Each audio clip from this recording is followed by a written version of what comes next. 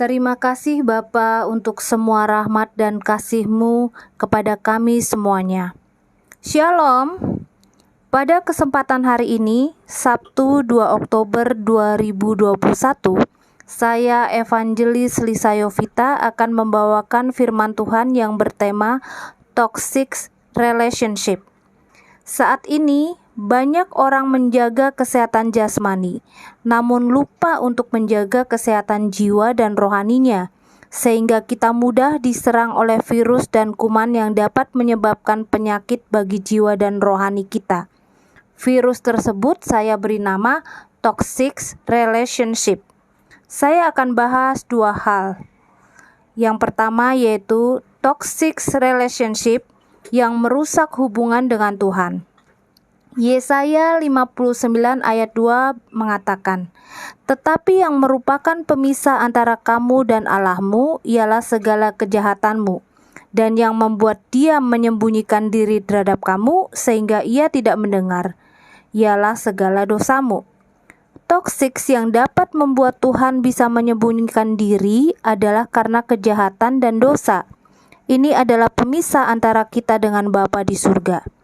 Bukan hanya kejahatan yang besar yang dilakukan seperti contohnya membunuh, melainkan ketika kita melakukan apa yang tidak sesuai dengan kebenaran firman Tuhan, baik dalam perkataan, sikap hati, maupun perbuatan, itu sudah termasuk dosa. Hal itu dapat membuat celah sehingga kejahatan dan dosa bisa masuk. Hubungan yang sehat antara kita dengan Tuhan bukan dilihat dari kehidupan agamawi dan rutinitas kita sehari-hari dalam beribadah saja, melainkan kita berbuah dan buahnya dapat dilihat oleh banyak orang. Yang kedua adalah toxic relationship yang merusak hubungan dengan sesama. Contohnya antara suami dan istri, anak-anak, keluarga, sahabat, bahkan merusak di kalangan pengerja gereja. Amsal 13 ayat 20 mengatakan, "Siapa bergaul dengan orang bijak menjadi bijak, tetapi siapa berteman dengan orang bebal menjadi malang." 1 Korintus 15 ayat 33 mengatakan, "Janganlah kamu sesat, pergaulan yang buruk merusak kebiasaan yang baik."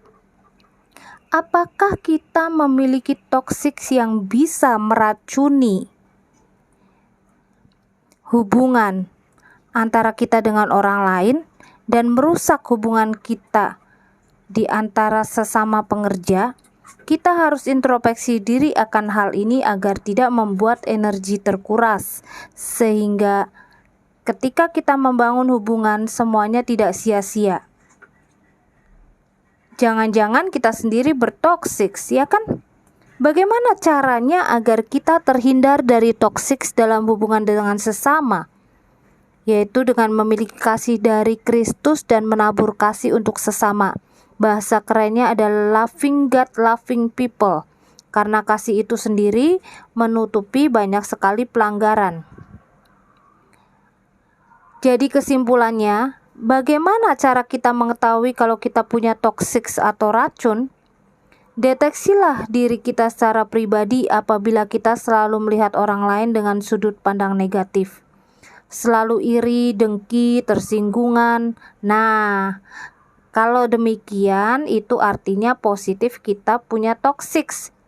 Karena toksik adalah racun, maka hanya bisa disembuhkan atau di-cure dengan antidot atau obat penawar, yaitu dengan cara cepat-cepat minta ampun sama Tuhan, bertobat, menjalin hubungan intim dengan Tuhan kembali melalui pujian, doa, siang dan malam sampai toksik itu hilang dari tubuh kita. Cara tahunya gimana sih kalau kita tuh sudah tidak mempunyai toksik di dalam tubuh ini? Bila kita memandang orang lain selalu dalam nilai positif, penuh kasih, nah itu tandanya kita sudah bebas dari racun atau toksik. Hiduplah intim dengan Tuhan dan dipimpin oleh Roh Allah. Milikilah Kristus, sadari dan minta Tuhan untuk mengampuni dan menguduskan serta mengubah karakter kita yang tidak kita sadari, dan berjalanlah dengan kebenaran firman Tuhan. Tuhan Yesus memberkati.